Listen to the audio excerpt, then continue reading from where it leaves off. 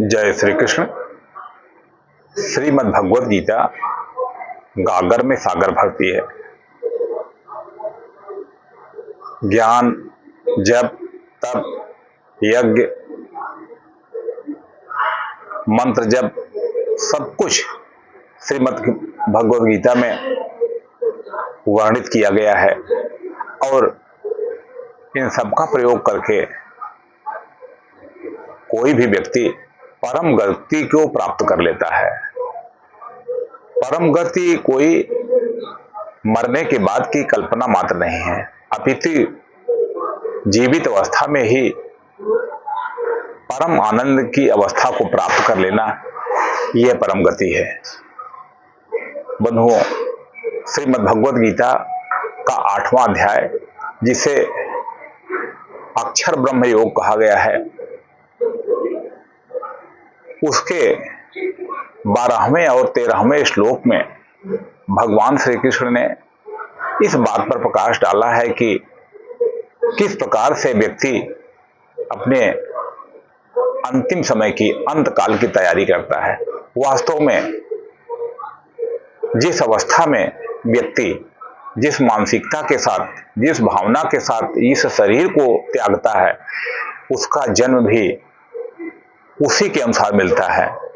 आइए आज हम श्रीमद् भगवद गीता के एक ऐसे ही महत्वपूर्ण श्लोक, जिसमें ओंकार ब्रह्म की उपासना पर प्रकाश भगवान ने डाला है, उसका पाठ करते हैं। श्री भगवानुवाच ओमित्येकाक्षरं ब्रह्म व्याहरन् मामनुस्मरन् यः प्रयाति त्यजन् देहम् स याति परमां गतिम्।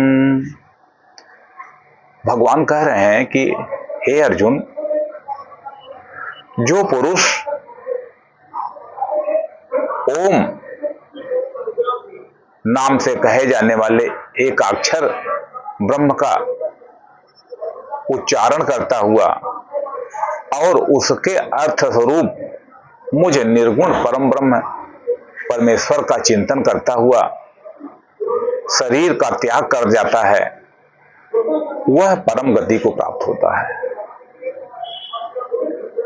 बंधु भगिनी, यह ओम की साधना कितनी महत्वपूर्ण है। इसे एक अक्षर ब्रह्म कहा गया है। महर्षि पतंजलि जी ने भी ओम के महत्व के बारे में कहा है कि यह ब्रह्म का वाचक है। तस्य वाचकः प्रणवः। उस परम ब्रह्म परमात्मा का वाचक क्या है? प्रणव है। तो इस ओम की ध्वनि में पूरा ब्रह्मांड समाया हुआ है, इसलिए इसका जो व्यक्ति अंतिम समय में उच्चारण करता है और उसके अर्थ स्वरूप परमात्मा का चिंतन करता है, वह परम ब्रह्म परमेश्वर को प्राप्त कर लेता है। बंधुओं, ये जो परम गति है, तो इसी शरीर से व्यक्ति परम गति को प्राप्त हो जाता है, बशर्ते वह ओम का चिंतन करे। कैसे ओम का चिंतन करना चाहिए?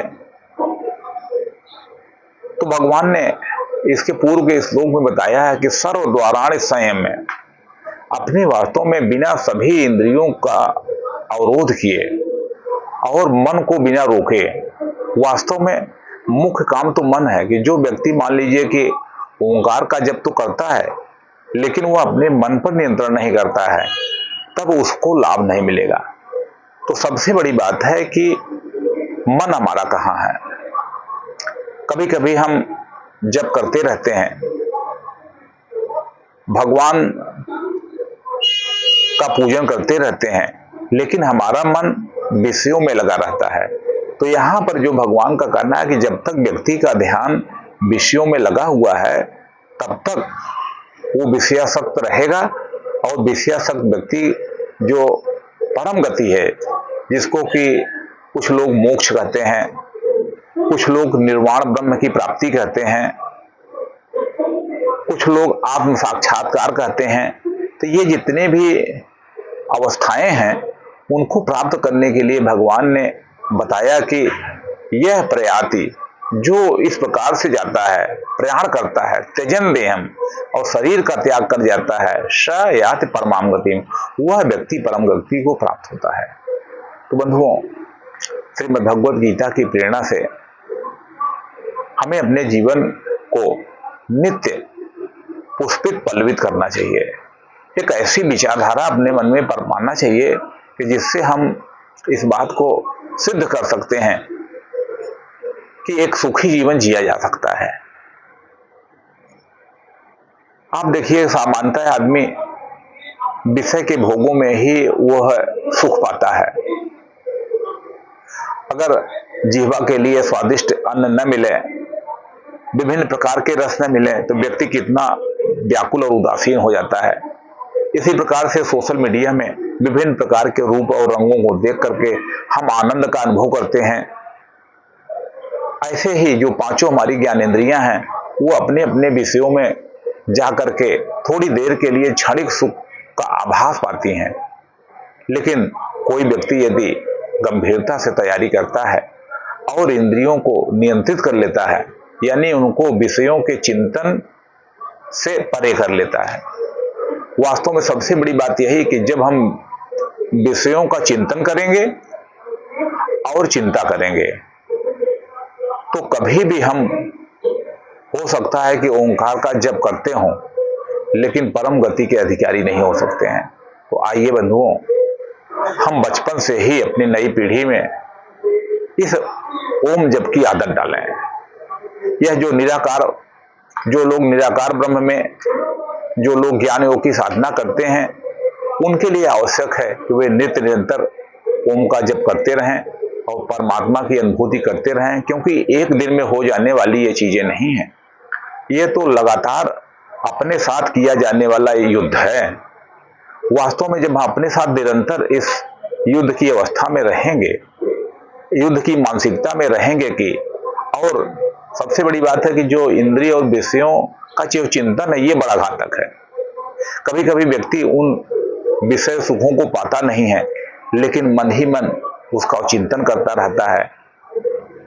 उसके मन में काम भाव, काम वासना और तमाम प्रकार के सुखों की लालसा विद्यमान रहती है। व्यवहार में तो नहीं मिल रहा है, लेकिन मन उधर ही लगा रहता है।